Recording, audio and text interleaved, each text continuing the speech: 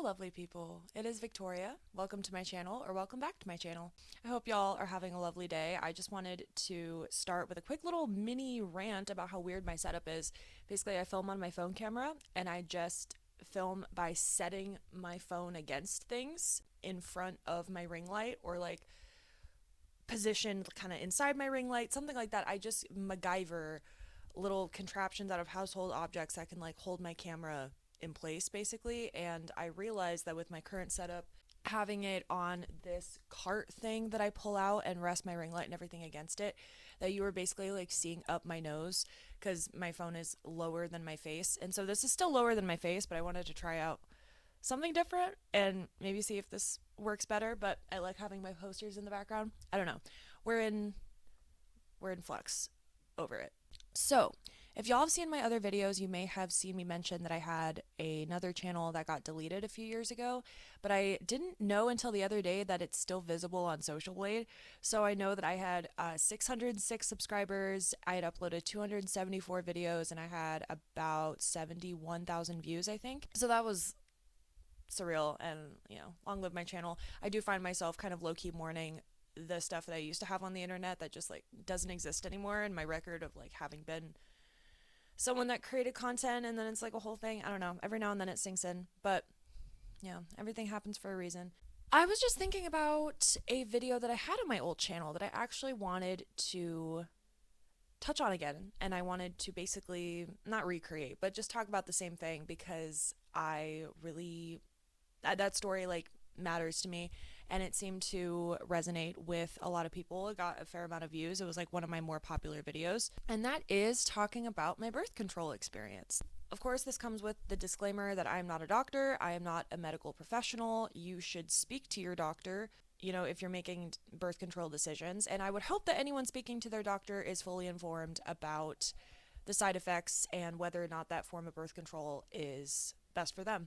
And additional disclaimer, I've had ideas about doing a video in the future talking about basically the trad wife debate and the trad wife discourse and kind of different fallacies on both sides of the argument that I think prevent that discourse from really achieving any kind of productive result. A big talking point that I've seen in trad wife content is the idea that birth control is not safe, or that feminist lies that birth control just is safe, and they don't ever really give any sources for that of birth control not being safe. But I do understand that it is a very nuanced thing. Not every form of birth control is going to be safe for everybody. I am a pro-choice person, and I believe everyone that wants access to birth control should be able to access it, but I more so believe in education and access to education and information and safe resources on how people can access things if they've decided through information and resources that that is what's best for them. So I do believe in that, and I do believe in adequate information about birth control options and reproductive health. And as I will get into, I don't feel like I was fully given that. And I definitely believe in people's right to have that. So glad we got that clear. But yeah, I'm not a medical professional. I'm speaking from my own perspective and about my own experience. Yay. I have had two forms of birth control in my life. I had the IUD for a brief period, maybe a few months when I was a lot younger, like 16.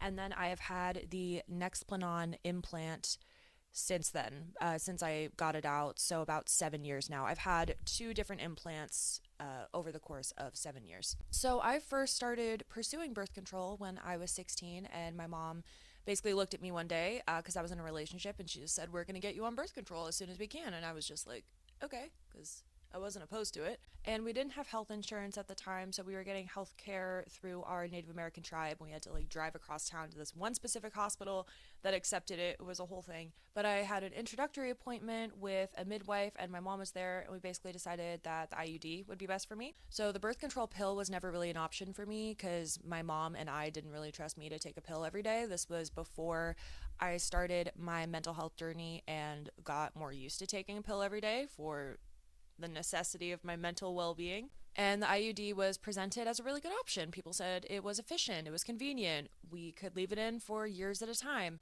and not a lot of downsides were really presented to me. There were some kind of immediate side effects. You might have some spotting, you might have some discomfort and some pain, but it will pass after a while. I forget exactly how often, but after a little period, it will pass. So ultimately, I got the IUD. It was super fucking painful. It is one of the few times in my life, I think maybe the only time in my life, that I remember being in so much pain that it literally nauseated me and I thought I was going to throw up in that moment.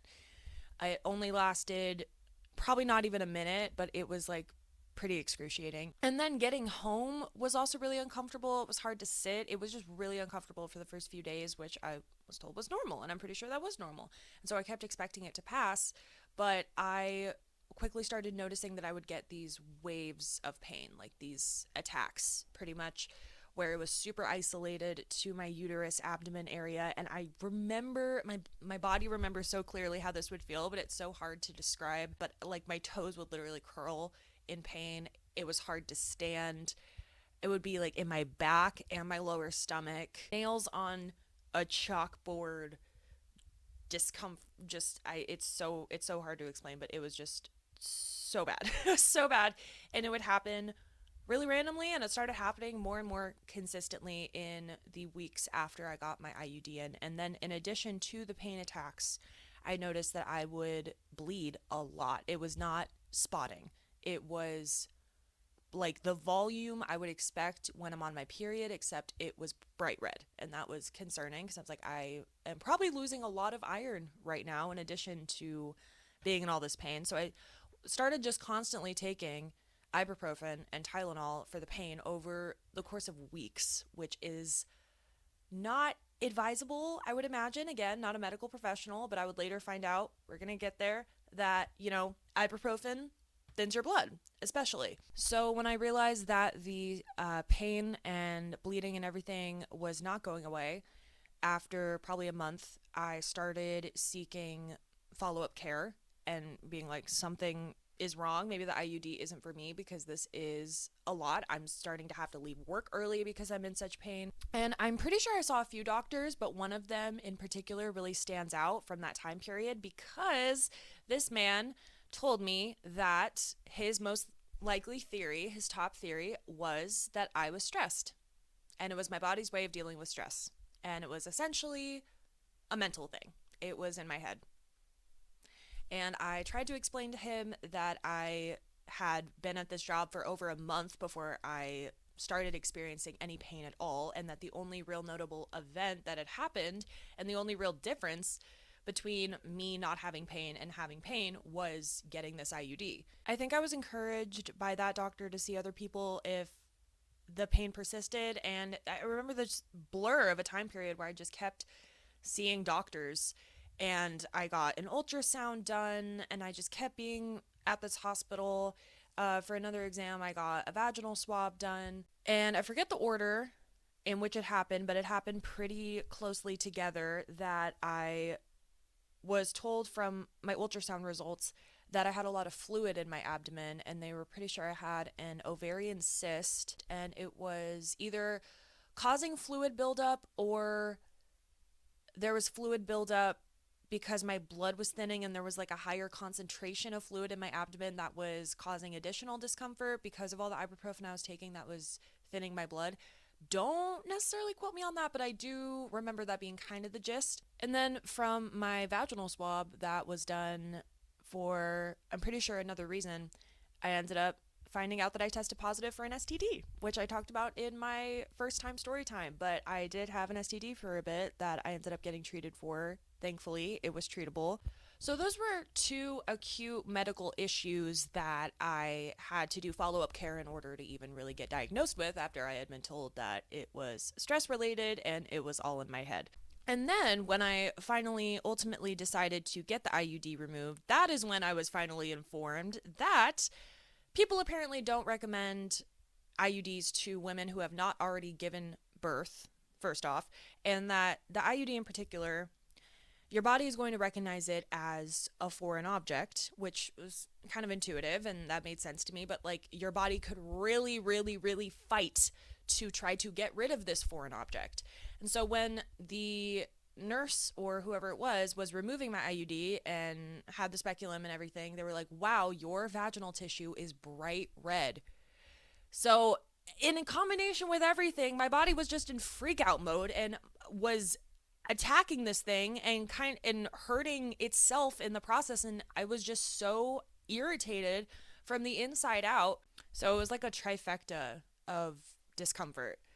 And it wasn't really fully spelled out to me how intense the reaction could be from my body. That, you're 16 years old. Like, maybe this isn't the best idea if you haven't given birth. Like, I was not told that at all. The IUDs are best for women who have already given birth and who might be a little bit, older, whatever.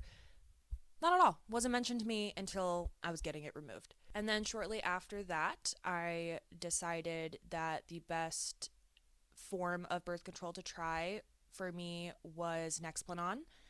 I started seeing ads for it a lot. I don't know how old of a method it is, but I'm pretty sure at the time at least it was like the most accurate option. And the main side effect that was presented to me for the implant was and I keep laughing at myself.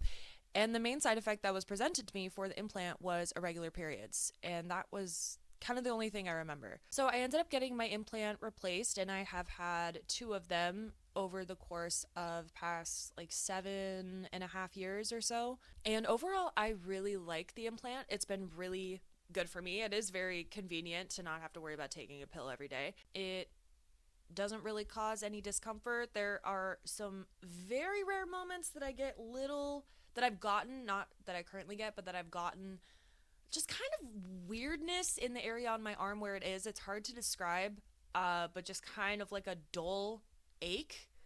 But I don't even know if that was caused by the implant itself, but it was like in the area where the implant was. So I just wanted to note that. And that would happen kind of sporadically over the course of a few years, so it wasn't a super present problem. But the main thing that I have experienced with the implant is irregular periods. And when I look it up, people just kind of talk about it as something that happens when you first get it and that your body kind of adjusts to it. My body has not adjusted to it. If you look through my Clue app, I have been tracking my period for like 4 years at this point, and you can see I've had the implant that entire time, and you can see basically sometimes there was one period a month, but the majority of the time I get 2 periods a month. And the length of both of those definitely vary, and the point in the month where they are definitely varies, but I guess it's not fair to say that it's irregular, but I consistently get 2 periods a month. And they are shorter than an individual period, thank God. Instead of like my normal, I think when I would have one period a month, it would be like 5 days.